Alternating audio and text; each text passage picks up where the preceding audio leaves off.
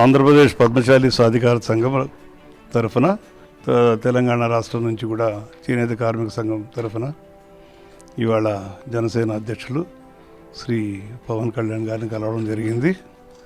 ముఖ్యంగా ఉభయ రాష్ట్రాల్లో కూడా చేనేత కార్మికులు ఎదుర్కొంటున్నటువంటి అనేక సమస్యల మీద విస్తృతంగా ఆయనకు వివరించడం జరిగింది. రాష్ట్ర ప్రభుత్వం కానీ కేంద్ర ప్రభుత్వాలు కానీ ఇవాళ దాకా చేనేత కార్మికులకు పూర్తిగా ఉపాధి కల్పించేటటువంటి పని కానీ వారికి వచ్చేటటువంటి ఆదాయాలు పెంచడం కానీ ఇలాంటి కార్యక్రమాలు కూడా పరిపూర్ణంగా చేయటం లేదనేటువంటి అసంతృప్తి మా అందరిలోనూ ఉన్నది. అందువల్ల ఈ సమస్యలను పరిష్కారం చేసే కోసము మాకు గొంతు లేనటువంటి మా చేనేత కులాలకి మాకు ఆ శాసనసభలో కానీ శాసన మండలిలో కానీ మాట్లాడడానికి అవకాశం లేని సందర్భంలో మేము రాబోయే రోజుల్లో ఒక రాష్ట్ర స్థాయిలో, ముఖ్యంగా ఆంధ్రప్రదేశ్లో ఒక రాష్ట్ర స్థాయిలో సత్యాగ్రహం, వేలాది మందితో ఒక సత్యాగ్రహ కార్యక్రమం ఏర్పాటు చేస్తున్నాము. ఆ సందర్భంగా పవన్ కళ్యాణ్ గారు వచ్చి చేనేత కార్మికులకు ఆయన వాయిస్ ఇవ్వాలి, ఆయన యొక్క సపోర్ట్ ఇవ్వాలని చెప్పి మేము వెళ్ళి కోరాము వారిని. వారు కూడా దానికి అంగీకరించడానికి దానికి ఆయన కృతజ్ఞతలు తెలియజేస్తున్నాము. ఎవరైతే చేనేత పరిశ్రమను ఆదుకోవడానికి ముందుకు వస్తారో వాళ్ళే మాకు దేవుళ్ళ కింద మేము భావిస్తామని కూడా మీకు మనవి చేస్తున్నాను. తెలంగాణ రాష్ట్రంలో ఉన్నటువంటి చేనేత కార్మికుల ఆత్మహత్యలు ఆపాలని, వారికి ఆత్మహత్యలకి పాల్పడకుండా వారికి చేనేత కార్మికులకి మనోధైర్యం కల్పించడం కోసం, అదేవిధంగా ప్రభుత్వం చేనేత పాలసీని ప్రకటిస్తామని హామీ ఇచ్చింది. అదేవిధంగా 2014 టీఆర్ఎస్ ఎన్నికల ప్రణాళికలో చేనేత కార్మికులకి అనేక హామీలు ఇచ్చినాయి.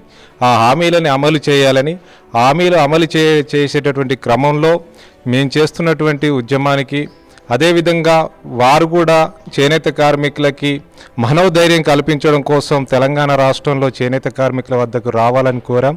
వారు సంపూర్ణమైనటువంటి మద్దతు తెలియజేశారు. చేనేత కార్మికులకు అండగా ఉంటానని పవన్ కళ్యాణ్ గారు చెప్పడం అంటే చేనేత కార్మికులకి మరో శక్తి కూడా వచ్చిందనేది కూడా ఈ సందర్భంగా తెలియజేసుకుంటున్నాం. కాబట్టి రాబోయేటటువంటి కాలంలో పవన్ కళ్యాణ్ గారు చేనేత కార్మికుల కేంద్రాలను సందర్శించి చేనేత కార్మికుల మనోధైర్యాన్ని నింపాలి, ప్రభుత్వం మీద ఒత్తిడి తీసుకొచ్చి కార్మికుల కష్టాలని తీర్చేటటువంటి ప్రయత్నంలో భాగస్వాములు కావాలని కోరాం. వారు సంపూర్ణమైనటువంటి మద్దతు తెలియజేసినందుకు ధన్యవాదాలు. సెలవు. అంటే రైతు తర్వాత ముందు అన్నం పెట్టేవాడు అంటే ఇందాక మాట్లాడుతున్నప్పుడు చేనేత సంఘానికి సంబంధించి పెద్దలందరితో మాట్లాడుతున్నప్పుడు వాళ్ళు అన్నది ఏంటంటే తిండి లేకుండా ఉండగలమేమో కానీ బట్టలు లేకుండా ఉండలేమని. అలాంటి బట్టను వేసే ఈ కార్మికులందరికీ అనేక రకాలుగా సమస్యలు అవన్నీ ఎలాంటి పరిస్థితులకు పురిగొల్పుతున్నాయంటే ఆత్మహత్యలు చేసుకునే స్థితికి పురిగొల్పుతున్నాయి. మన గాంధీ గారు చెప్పినప్పటి నుంచి అప్పటి నుంచి కూడా మన దేశంలో ఇప్పుడు చేనేత అనేది మన హృదయానికి అత్యంత దగ్గరైనది. మన చేనేత అనేది మన జాతీయ సంపద.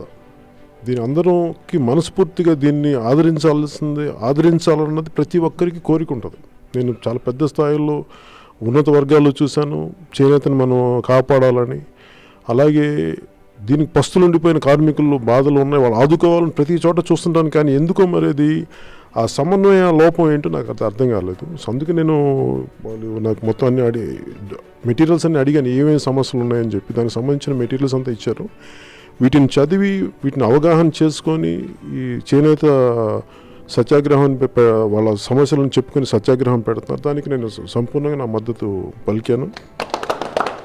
అలాగే చేనేత ఉత్పత్తులకి మన మార్కెటింగ్కి వీటికి నేను ఎప్పుడు బ్రాండ్ అంబాసిడర్, ఎప్పుడు నేను కమర్షియల్ ప్రోడక్ట్స్కి ఎప్పటికీ ఉండను. కానీ కాకపోతే ఇది మన సంపద, మన కార్మికులది, మన జాతి సంపద. నా చేనేతకి నేను బ్రాండ్ అంబాసిడర్గా ఉంటానని చెప్పి నేను మనస్ఫూర్తిగా వాళ్ళకి తెలియజేశాను.